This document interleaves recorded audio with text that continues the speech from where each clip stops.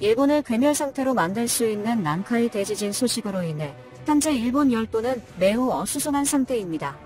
하지만 하늘은 일본을 돕지 않았습니다. 5호 태풍 마리아가 갑자기 방향을 틀어 일본 본토로 오기 시작한 겁니다. 그것도 그냥 태풍이 아니라 기록적인 폭우를 동반한 태풍이라 알려지고 있는데요. 거짓말 같은 소식에 많은 일본인들이 좌절감에 빠지고 있습니다. 지진에 대비하라고 긴급 속보를 발표하던 일본 정부는 지진에 대한 사실을 숨기기 시작하며 언론 잠재우기에 들어가는 모습을 보이고 있는 상황입니다. 난카이 대지진의 시작을 알렸던 미야자키현 앞바다의 지진은 지난 8일에 있었습니다. 우연하게도 이번 5호 태풍 마리아 또한 같은 날인 8일에 발생했는데요. 도쿄 남동쪽 약 1140km 부근 해상에서 발생한 이번 태풍은 원래 일본의 동쪽으로 비켜갈 예정이었습니다.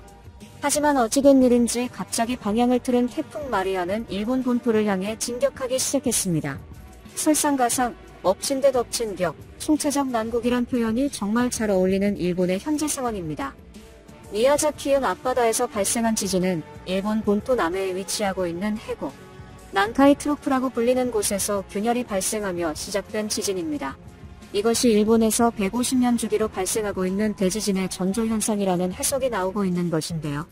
이번 지진이 일본에서 흔히 있는 지진이 아니라고 할 수 있는 부분이 일본 정부에서 처음으로 대지진 주의라는 발표를 했기 때문입니다.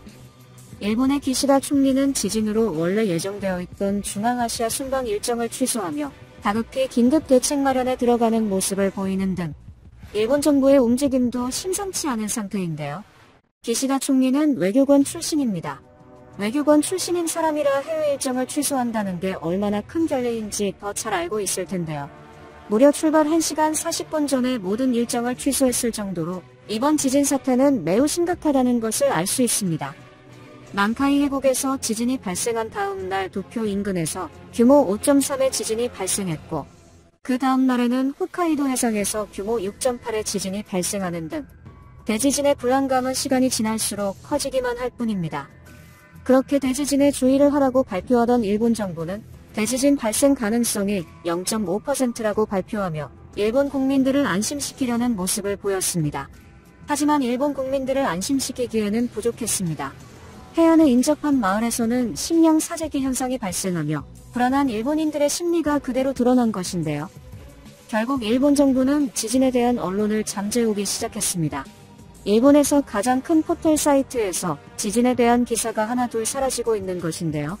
불과 몇 시간 전까지만 해도 주요 헤드라인의 지진에 대한 소식으로 도배가 되어 있었지만 현재는 올림픽에 관한 얘기와 연예계 얘기밖에 없는 상태로 변한 것입니다.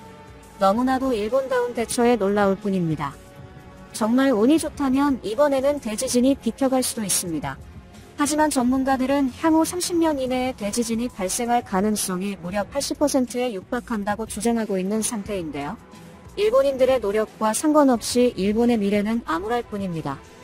보통 이런 자연재해에 대한 걱정은 하나만 있어도 엄청난 스트레스라고 할 수 있습니다. 그러나 하나로는 부족했는지 하늘은 일본인들에게 또 태풍까지 선사했는데요.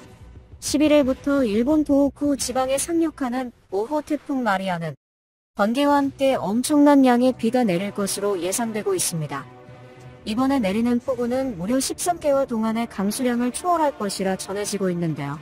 하루 동안 300mm가 넘는 비가 내릴 것이라 전망되며 혼수나 산사태 경보 또한 내려진 상태입니다. 하루에 300mm가 넘는 비의 위력은 상상이 가질 않는 수준인데요. 지진도 보기 힘든데 저런 기이한 현상을 동시에 볼 수 있는 일본이 놀랍습니다. 이번 지진 피해 범위가 일본 남쪽에 몰려 있었다면 이번 태풍의 피해 범위는 일본 북쪽에 해당하는데요. 자연이 알아서 황금 밸런스를 맞춰주는 일본이 신기할 뿐입니다.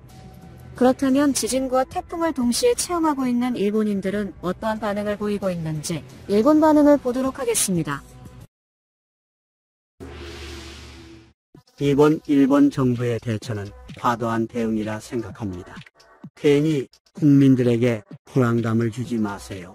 실제 지진이 올 가능성은 낮습니다.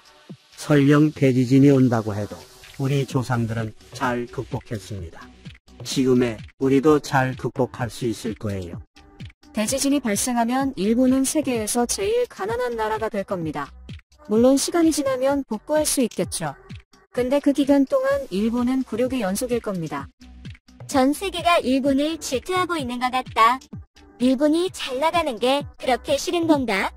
얼마나 미움을 받는지 자연도 일본에게 질투를 한다. 제발 일본 좀 그냥 냅둬라. 지진, 태풍 모두 잘 대비하시길 바랍니다. 근데 좀 억울합니다. 다른 나라 사람들은 휴가라서 즐겁게 쉬고 있을 텐데 일본은 생존을 고민해야 되는 게 억울합니다. 저는 동일본 대지진 경험자입니다. 다시는 그런 경험하고 싶지 않습니다. 차라리 한국으로 가서 살고 싶습니다.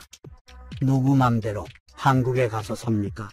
과거의 한국이 아닙니다. 이제 돈 많은 부자들만 한국에서 살 수 있는 시대가 됐습니다. 난카이 트로프 발생 지역에 살고 있습니다. 편의점이나 마트 가면 이미 음료수 선반이나 식품 코너는 비어있죠. 지금 대지진이 오지 않는다고 해도 앞으로 30년을 이렇게 걱정하며 살아야 된다는 게 너무나도 괴롭습니다. 이번 태풍은 엄청난 비를 동반한다고 한다. 그럼 비가 많이 와서 홍수가 발생한 상태에서 지진이 발생하면 어떻게 되는 거야? 뭐가 어떻게 됩니까? 천연파도 워터파크가 생기는 겁니다. 입장료는 목숨입니다. 저는 지진은 별로 걱정하지 않습니다. 근데 태풍 피해는 조금 무섭네요. 실제로 지진으로 피해보는 사람보다 태풍으로 피해보는 사람이 더 많을 겁니다. 매년 여름마다 이런 걱정하면서 사는 거 지칩니다. 한국에게 지원금 달라고 하는 건 어때? 일본 아니었으면 태풍은 한국으로 향했을 텐데 한국인들이 양심이 있다면 방어비용과 복구비용 지원하는 게 맞는 거다. 저는 이번에도 별일 없이 끝날 거라 생각합니다. 일본에는 많은 위기가 있었지만 언제나 그 위기를 극복했습니다. 지진이나 태풍 따위로 일본은 무너지지 않습니다. 아직도 잃어버린 30년을 극복하지 못하고 있는데 무슨 소리입니까? 이런 말을 하는 거 보니까 아직 실제로 자연재해 피해를 겪은 적이 없는 사람 같군요. 이번에 한번 체험해 보시면 생각이 달라질 겁니다. 일본이 많은 잘못을 한 모양이다. 그게 아니라면 자연이 이렇게 일본만 괴롭힐 리가 없잖아. 공항에 출국하는 사람들이 엄청 늘었다는 기사를 봤습니다. 돈 많고 부지런한 사람은 미리 일본을 탈출하는 겁니다. 저도 미리 여권을 만들었어야 하는데 후회됩니다. 지금 신청하면 여권 나오기 전에 일본이 끝나 있을 것 같네요. 꽤 위험한 태풍이 오고 있다. 동시에 대지진도 함께 오고 있다. 며칠 뒤 일본 최후의 날 시작인 것인가? 이 역사의 현장에서 살아가는 나는 과거에 무슨 잘못을 한 것일까? 올림픽에서 일본이 많은 금메달을 따고 있는데 하나도 기쁘지 않습니다. 지진 아니면 태풍 때문에 거주지를 잃게 생겼으니 불안해서 잠도 안 옵니다. 제발 아무 일도 없이 조용히 끝났으면 좋겠습니다. 오늘의 소식은 여기까지입니다.